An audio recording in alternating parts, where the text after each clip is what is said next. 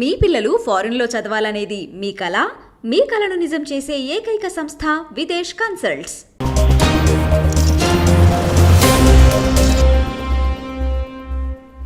ప్రతిపక్షాలకు అంతు చిక్కని వ్యూహాలు రచించడంలో జగన్మోహన్ రెడ్డి గారు దిట్ట.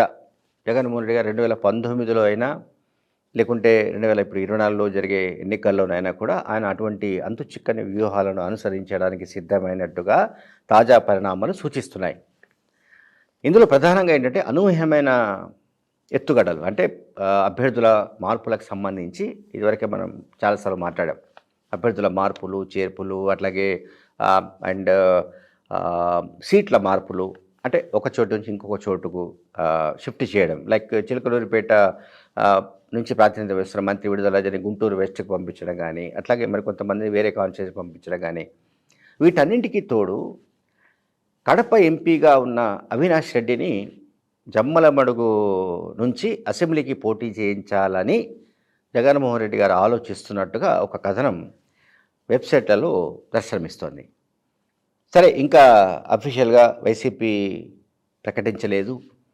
వైసీపీ అభ్యర్థుల ఖరారు అయినప్పుడు మనకు అది దానికి సంబంధించిన క్లారిటీ వచ్చే అవకాశం ఉంటుంది.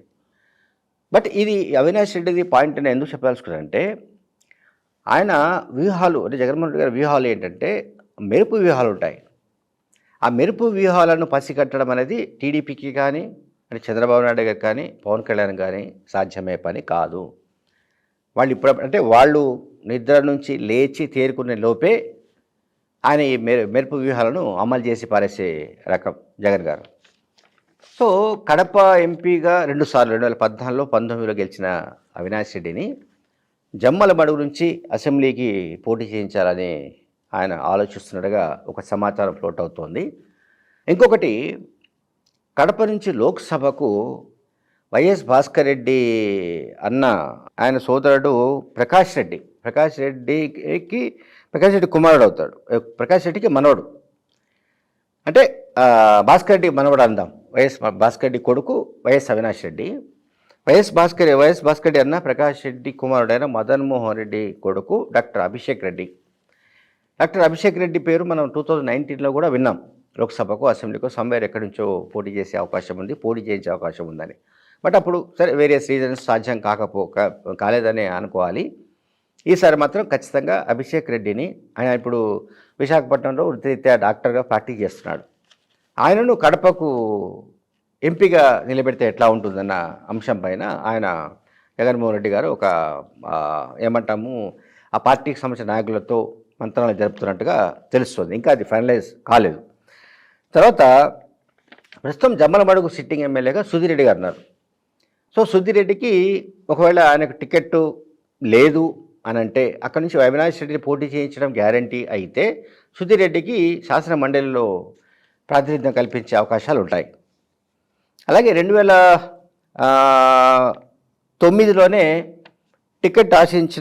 కమలాపురం టికెట్ ఆశించిన దుష్యంత్ రెడ్డి అప్పట్లో టికెట్ దొరకలేదు. ఆయన కూడా జగన్మోహన్ రెడ్డి గారికి సమీప బంధువు అని చెప్తున్నారు. సో దుష్యంత్ రెడ్డికి ఈసారి కమలాపురం టికెట్ లభించే అవకాశం ఉన్నట్టు తెలుస్తోంది. సో ఆయన 2019లో జమ్మలమడుగు అబ్జర్వర్ కూడా పనిచేశాడు, ఎవరో దుష్యంత్ రెడ్డి. అందువల్ల ఇక్కడ నేను జగన్మోహన్ రెడ్డి గారి బంధువులు లేకపోతే ఆయన పరివారానికి సంబంధించిన మనుషుల్ని పెడుతున్నారు అనే కాంటెక్స్ట్లో చెప్పట్లేదు. నేనేం చెప్తున్నానంటే, ఒకవేళ ఎంపీగా ఉన్న వ్యక్తి, ఫర్ ఎగ్జాంపుల్ రాజమండ్రి ఎంపీగా భరత్ ఉన్నారు. రాజమండ్రి ఎంపీ భరత్ను రాజమండ్రి నుంచి అసెంబ్లీకి పోటీ చేయించే అవకాశాలు కనిపిస్తున్నాయి. ఈ మేరకు రాజమండ్రిలో ప్రచారం కూడా జరుగుతోంది. సో అప్పుడు రాజమండ్రి లోక్సభకు ఇంకొక అభ్యర్థిని తీసుకొచ్చే అవకాశం ఉంది. అట్లాగే కడపలో కూడా అవినాష్ రెడ్డి గారిని ఒకవేళ అసెంబ్లీకి తీసుకురావాలనుకుంటే ఆయనను జమ్మలమడుగు నుంచి పోటీ చేయించి అక్కడికి ఇంకొక అభ్యర్థిని, ఇప్పుడు అభిషేక్ రెడ్డి పేరు వచ్చింది, అభిషేక్ రెడ్డి కావచ్చు కాకపోవచ్చు, మరొక అభ్యర్థిని అయితే కడపకు సెలెక్ట్ చేసే అవకాశం ఉంది. అంటే నేను ఓవరాల్ చెప్పాల్సుకున్నానంటే, అసెంబ్లీ లోక్సభ ఎన్నికలు రెండూ కలిసి వస్తున్న నేపథ్యంలో ఎక్కడెక్కడ ఎవరు ఫిట్ అవుతారు, ఏ కాన్స్టిట్యూన్సీ నుంచి ఎవరు నిలబెట్టాలి,